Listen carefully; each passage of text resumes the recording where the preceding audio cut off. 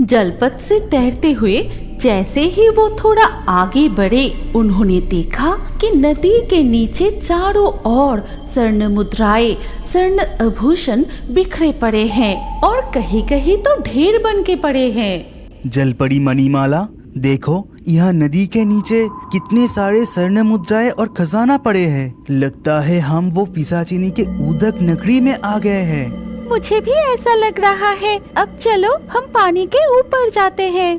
फिर जैसे ही मणिमाला, जलपरी और रत्नकुमार नदी के पानी से सिर उठा के देखा कि वो एक मायावी राज्य में आ गए हैं, जहाँ आसपास के पेड़ों पर सुंदर फूल खिले हुए हैं, तितलियाँ उड़ रही है और मीठी सुगंधित हवा बह रही है। मणिमाला, क्या तुम्हें भी कुछ जलने की गंध मिल रही है? हाँ रत्नकुमार, मुझे भी गंध मिल रही है। यहाँ का वातावरण इतना सुंदर होने के बाद भी जलने की गंध क्यों आ रही है? चलो हम थोड़ा और आगे जाकर देखते हैं। वो फिर से पानी में डुबकी लगा के थोड़ा और आगे जाके देखा। रत्नकुमार, यहाँ पर भी तो कुछ दिखाई नहीं दे रहा है। सब कुछ तो ठीक ठाक है। ऐसे नहीं चलेगा मणिमाला, चलो हम मानव रूप धारण करके स्थल भाग में घूमकर थोड़ा देखते हैं। नहीं तो हमें इस नगरी के असली रहस्य के बारे में कुछ पता ही नहीं चलेगा। इसके बाद वो मानव रूप धारण करके उस मायावी उदक नगरी के रास्ते पर चलने लगते हैं और कुछ दूर चलने के बाद रत्नकुमार, देखो उस तरफ, उस कुटीर में भयानक आग लग गई है। हाँ मणिमाला, जल्दी चलो, जाकर देखते हैं कि वो आग को किसी तरह बुझाया जा सकता है कि नहीं। रत्नकुमार और मणिमाला कुटीर के सामने जाके देखा कि एक बूढ़े आदमी बहुत रो रहा है। ये कैसे हो गया? ये कुटीर क्या आपका है? कुटीर में आग कैसे लगी? कौन हो तुम लोग? इस नगरी में तो पहले कभी नहीं देखा। मेरे पहचान, इस उदक नगरी का राजपुरोहित हूँ। इस नगरी के प्रवेश द्वार पर जो खड़ी है, वही हमें इस नगरी को बचाने के लिए यहाँ भेजा है। अच्छा, अब मैं समझा। अगर ऐसा है तो तुम्हें सब कुछ बताने में मुझे कोई आपत्ति नहीं। आज से 7 साल पहले ये नगरी बहुत ही समृद्धशाली थी, लेकिन जिस दिन पद्म कुमारी यानी राजकुमारी का जन्म हुआ, पंडित जी, मैं और धैर्य नहीं रख पा रहा हूँ कि आपकी गणना पूरी हुई। महाराज, बस कुछ ही समय में आपका संतान इस दुनिया में आने वाला है, लेकिन मेरी गणना के अनुसार जन्म लेने के साथ साथ इस नगरी पर एक काले साया का नजर पड़ेगा।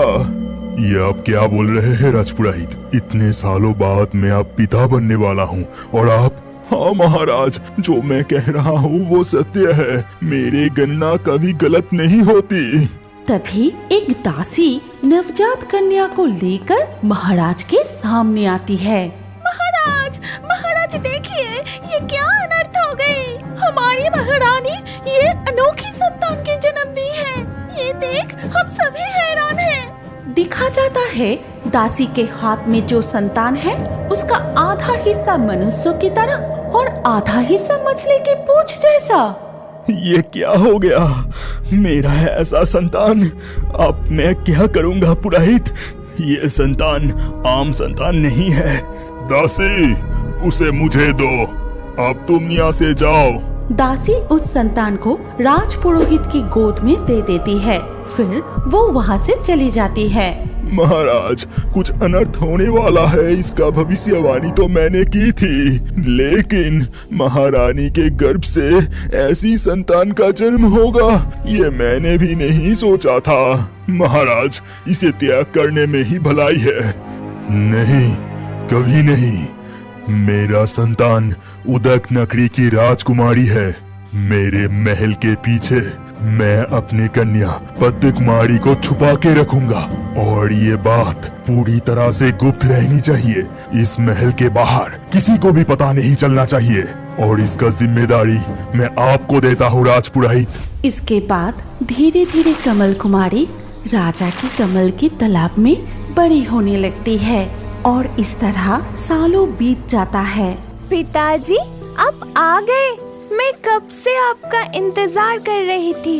हाँ बेटी कोमल, मैं जानता हूँ कि तुम मेरा इंतजार करती हो, लेकिन छिपकर यहाँ आना पड़ता है, इसीलिए थोड़ी देर हो जाती है।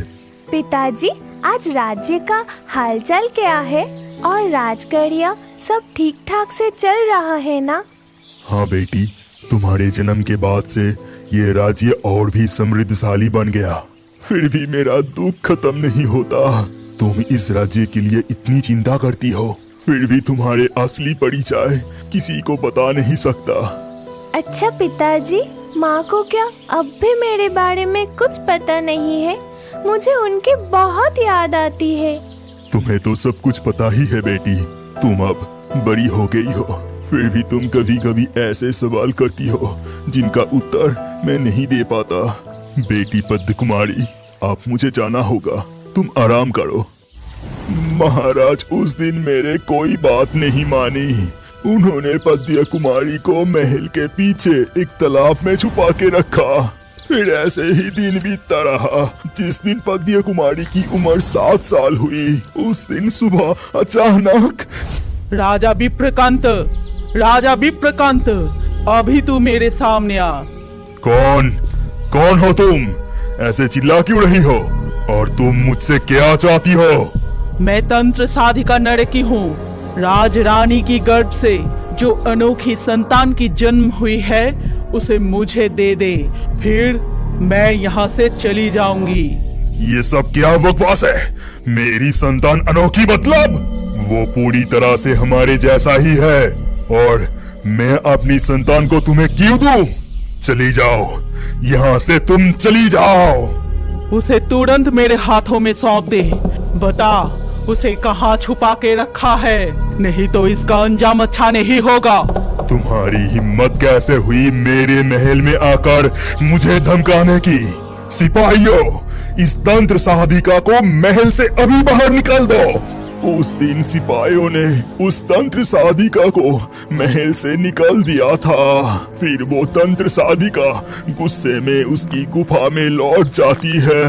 वो गुफा के अंदर आग जला के साधना करने लगी। फिर उस यज्ञ की अग्नि में आहुति देते ही आग से जन्म हुआ विशालाकार भयंकर अग्निकुंभ ड्रैगन का। वो राजा मुझे अपमान करके राजमहल से जबरदस्ती मुझे बाहर निकल दिया। उसका बदला मैं जरूर लूंगी। अग्निकुंभ, तू जा और उस अहंकारी राजा के सब कुछ जला के राख कर दे। फिर राजा की उस अनोखी कन्या को उठा के ला।